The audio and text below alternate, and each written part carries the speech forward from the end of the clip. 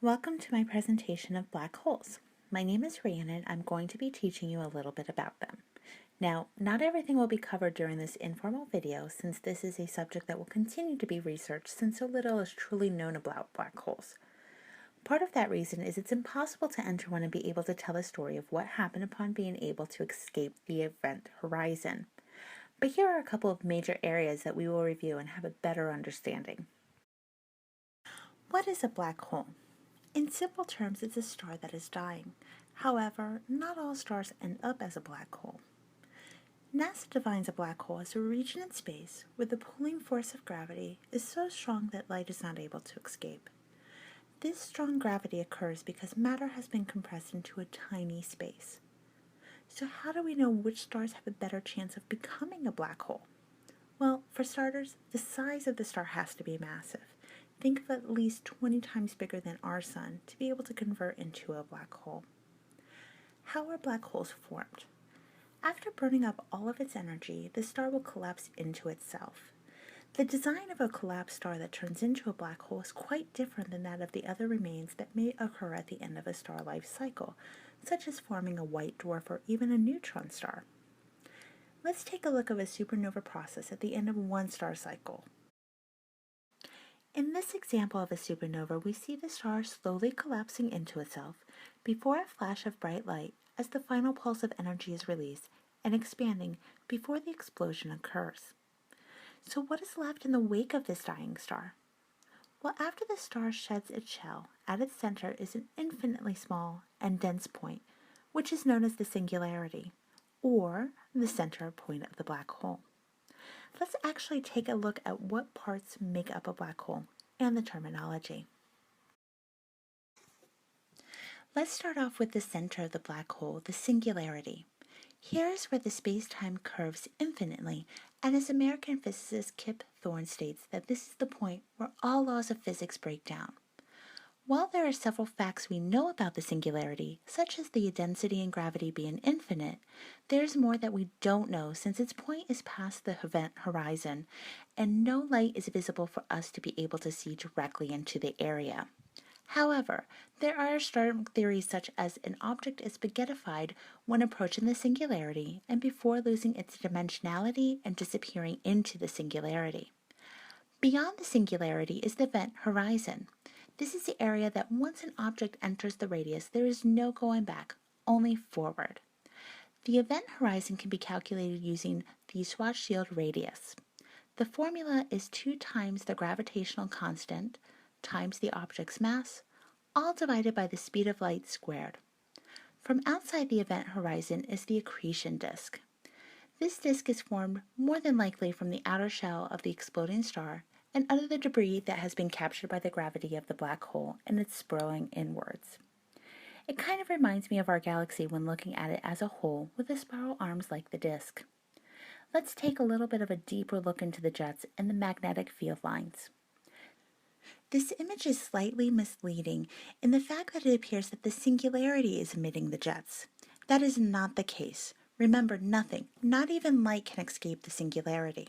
This subject is debated currently, but one theory suggests that as the matter from the accretion disk begins to hit and pass the event horizon, the matter gets superheated and emits an immense amount of energy. Now, add in the magnetic field. In the faster spinning accretion disk, the magnetic field is created by the gravitational spin of the black hole and the charged particles in the disk. Because all of that is needed to create these powerful jets with the right conditions, not all black holes have the jets. The burning question of how you can find something that will not allow a light to escape.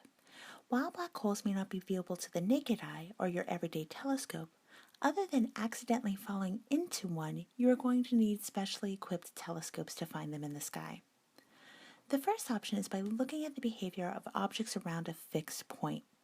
By observing the other planets or stars that appear to be rotating or spinning around an empty space can lead you to believe that there is a black hole whose gravity is having an effect on the nearby stars. There is also the gravity lens that can be used in conjunction with the general theory of relativity. By using gravity to bend the light between Earth and a distant object and draw an image into better focus. In doing so, if we see that there is nothing there but a distant star came into focus, we know that the gravity of a black hole had an impact on that outcome. Finally, emitted radiation are also known as X-rays. While this will be a more commonly used method in detecting black holes, let's take a look at one in action. Here is the process of locating a black hole with the use of X-ray telescope technology. Let's take a step back in time and up into space on board the NASA Swift satellite in September 2012. Everything seems like a normal day in the sky until suddenly the satellite picks up a pretty rare event of a high-energy X-ray coming from a source around the center of our galaxy. What's rare about the events is that this is the first reading the Swift satellite has taken of an X-ray nova. In the location close to the constellation Sagittarius, this stellar mass black hole was located. Current projections put the black hole in the inner region of the Milky Way galaxy and about 20 to 30,000 light years away from us. The black hole was named Swift J174-26 based on the satellite that located it and its coordinates in the sky. So other than Swift J174-26, where is there another black hole? Well, the odds are that at any given moment when looking to a portion of the sky, there is a distant galaxy that would contain a black hole. There's so many black holes it's nearly impossible to count them all. There are even different types of black holes, but we'll get into that shortly. How about we just break down the closest black hole to Earth currently? At its time of its discovery in 1999 in the Sagittarius arm of the Milky Way, that would be V4641 Sagittary. This microquasar black hole was believed to be located just 16,000 light years away. However, later calculations now show that it be more around 24,000 light years. At first, it was believed a star until better telescopes came into use and we are able to get a better imaging of our neighboring black hole. But let's take a little trip to the middle of our galaxy to the closest supermassive black hole to us found to date. Now, starting from Earth, we are going to zoom through our solar system about 26,000 light years to the center of the Milky Way galaxy. Here we will find the supermassive black hole Sagittarius A star. With a diameter of 44 million kilometers, it's quite difficult to get a clear image of what is going on with the galactic center due to interstellar gas getting in the way. Therefore, we have to use X-ray and infrared to be able to get a better understanding of what is happening. There's quite a bit of evidence that supports a black hole in the center, from the effect that gravity has on the nearby stars that causes the rotation to be quite fast, such as in the case of star S0-102, which travels the orbit around the black hole in just 11.5 years. This is the fastest recorded star orbit that has been discovered to date. Next, we can see that the stars are orbiting something, however, the area is black. Now, that in itself is not the only way to prove there's a black hole there. The final process is to look at the size of what it is there to determine if it is a black hole. With additional research, we are able to know that the mass of the object the stars are rotating is about 4.1 million solar masses, but clocking in at a 6.2 light-year diameter. With those stats, it can only be a black hole. While there is a supermassive black hole in the center of our galaxy, that is not necessarily the biggest one that is in our universe. Well, that can be a little bit difficult to pin down with so much debate around how measurements were taken, but the supermassive black hole in S5-0014 plus 81 Blazar is notably the biggest black hole known currently. With a mass of 40 billion solar masses and a diameter of 236 billion kilometers, this supermassive black hole makes it 10,000 times more massive than the black hole at the center of the Milky Way. However, that is not to say that it is the biggest one out there, just the one that we have been able to locate to date. Just recently, their data came through from NGC 1600 galaxy, 200 million light years from Earth, that houses a black hole with a mass of 17 billion solar mass. What's unique about this black hole is the size in relation to its neighboring stars and location. For such a low-populated galaxy, it has a pretty big monster lurking in it. Like an astronomer from University of California, Berkeley stated, there may be more NGC 1600s out there lurking and more ordinary sites, like small towns in the U.S. rather than in Manhattan. How about we take an overview of two people that helped astronomy with their theories as well as discoveries, starting with Albert Einstein. This German physicist is responsible for developing the first leg in modern physics, whereas the quantum mechanics is the second. Albert Einstein developed upon Newton's work and introduced his general theory of relativity. So what is the general theory of relativity, in simplified terms? Well, it's the curvature of space-time due to gravity or mass, and even better yet, the knowledge that we can measure a starlight as it bends its light around the sun. What's even more fascinating is the recent confirmation of his findings with the gravitational waves of two black holes that collided. Let's take a closer look at what happened and what it means.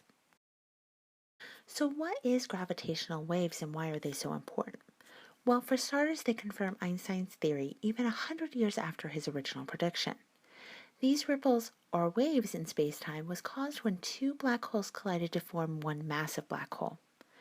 Based on Einstein's calculation, the two would have rotated each other slowly and losing energy at the start. Then, in the final moments before the collision, sped up, then merged into one, creating a large burst of energy that rippled through space all the way to us. Gravitational waves are important because it would help us in locating black holes in the future, something that can't be seen but we can be felt through their impact on space-time. Next up is English physicist Stephen Hawking, better known for his books and his work with black holes.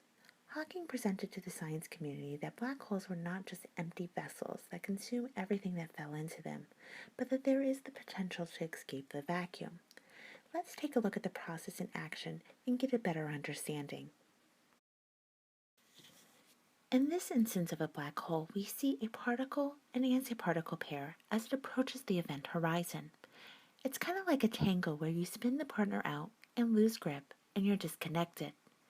In this case, if the partner doesn't reattach itself, it was able to bounce back into space while the other one is spun into the event horizon. Now, the negative energy is the one that fell into the black hole, and that is why a black hole will lose mass because of the loss of positive energy. In the end, the positive energy is readmitted into space. There are several projects and missions that are underway to confirm the theory. NASA has even launched a satellite to look for gamma-ray flashes that we expect to see. So far, nothing has been confirmed or verified with the theory. As promised, let's take a look at the different sizes of a black hole. Current research has shown that there are two extremes when it comes to the size of a black hole. The baby, also known as a stellar mass black hole, clocks in at 10 to 24 times the sun mass. Current estimates range from 10 million to a billion in our Milky Way galaxy alone for stellar mass. Then we have the giants, or the supermassive black holes, which are at least 1 million times the weight of our sun. However, there are theories that have been looked into an intermediate size between the two with a couple of candidates, but nothing has been confirmed.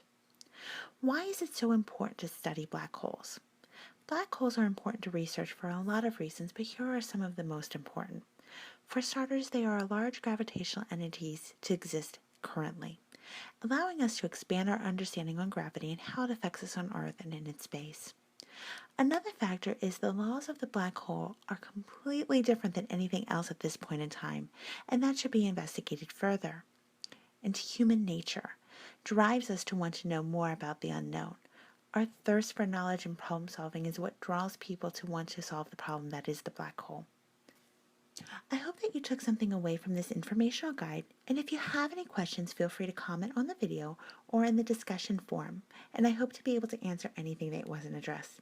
Thank you and have a wonderful day.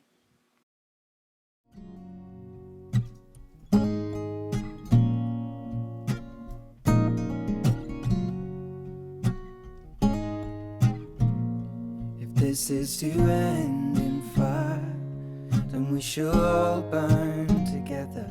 Watch the flames climb high into the night, calling out, Father, oh, stand by and we will watch the flames burn open on the mountainside. High.